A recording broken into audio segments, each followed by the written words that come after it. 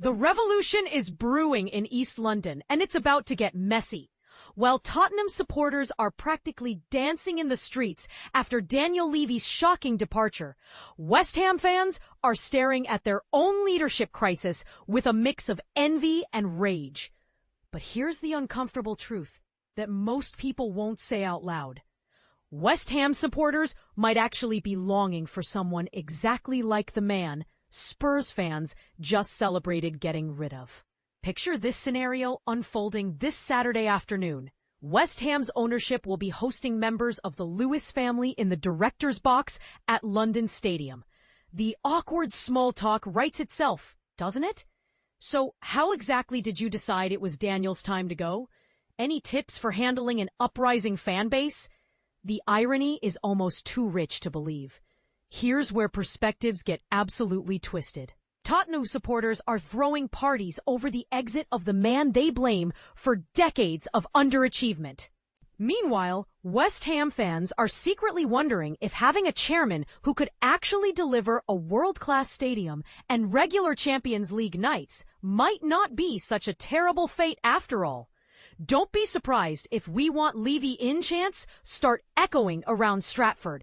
And this is the part most people miss about how desperate things have become.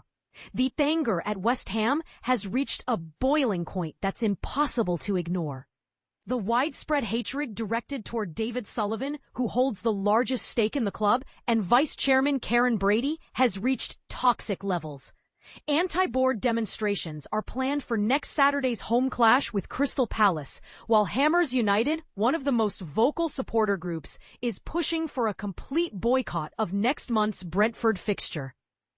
The atmosphere is so charged that even the club's official fan advisory board, representing over 25,000 supporters, has gone nuclear with a public vote of no confidence in the entire leadership structure. The ultimate demand is crystal clear. Sullivan and Brady must go. But here's what makes this situation particularly embarrassing for the club. West Ham themselves describe the FAB as their primary mechanism for formal consultation and engagement. When your own official communication channel turns against you publicly, that's not just a crisis, that's a complete breakdown of trust.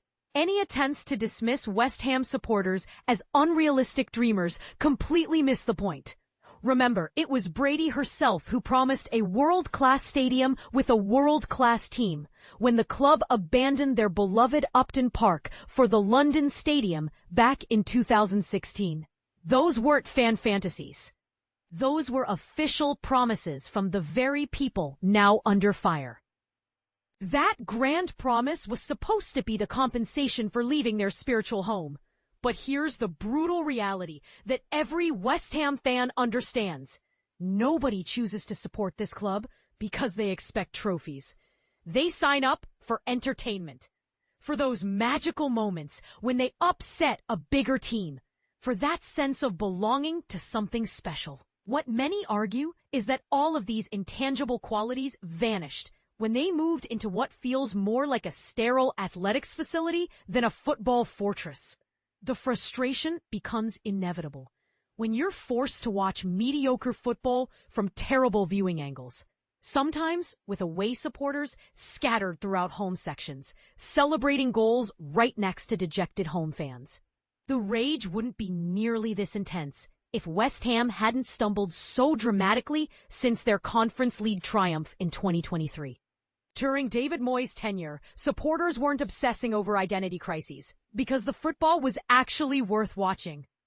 Fan reactions can be knee-jerk, and this situation bears striking similarities to the protests that erupted in early 2020.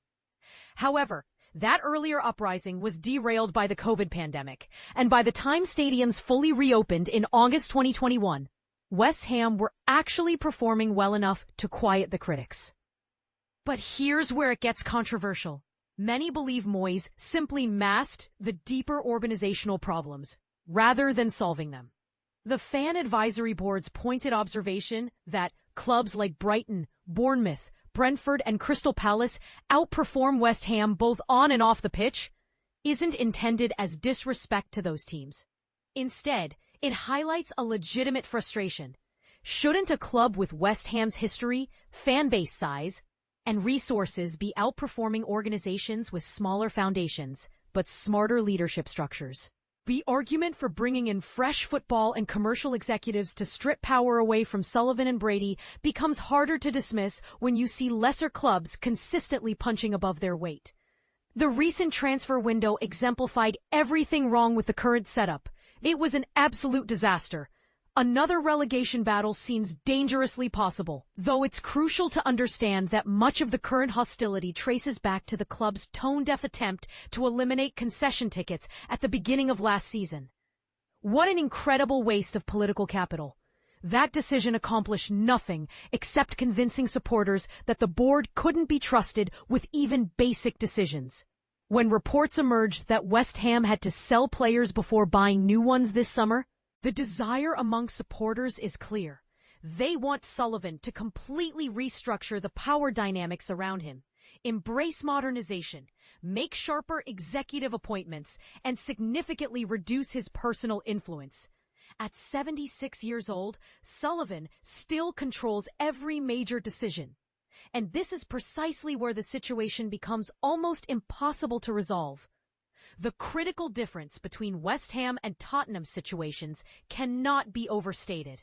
Levy operated the day-to-day business for 24 years, but he was never the ultimate authority figure. While supporter pressure may have contributed to his departure, it was ultimately the Lewis family who made the sudden, decisive call to remove him.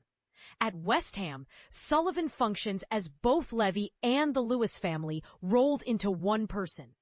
There's no higher authority to override his decisions.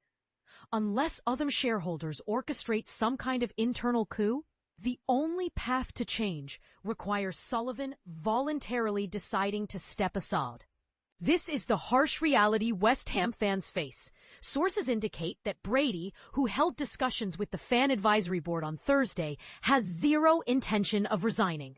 The most realistic path forward would require other board members to unite and demand systematic changes. However, the fact that the Gold family has been attempting to sell portions of their shareholding for nearly 2 years without completing a deal suggests they're not interested in seizing control. Meanwhile, Daniel Kretinsky, the Czech billionaire who owns Royal Mail, and American businessman Trip Smith appear perfectly content maintaining their minority investor status. Neither has shown any public interest in challenging the current leadership. Perhaps significant changes are being negotiated behind closed doors, away from public scrutiny. But for now, West Ham supporters face a sobering truth. Their own Levy moment remains frustratingly out of reach. So here's the question that's burning through East London. Is Sullivan's iron grip on power actually protecting the club from something worse? Or is it the very thing preventing West Ham from reaching their potential? And more controversially, would West Ham fans actually trade places with Tottenham supporters if it meant enduring years of Levy-style leadership in exchange for occasional Champions League nights and a proper stadium? The answer might reveal more about modern football's impossible expectations than anyone wants to admit.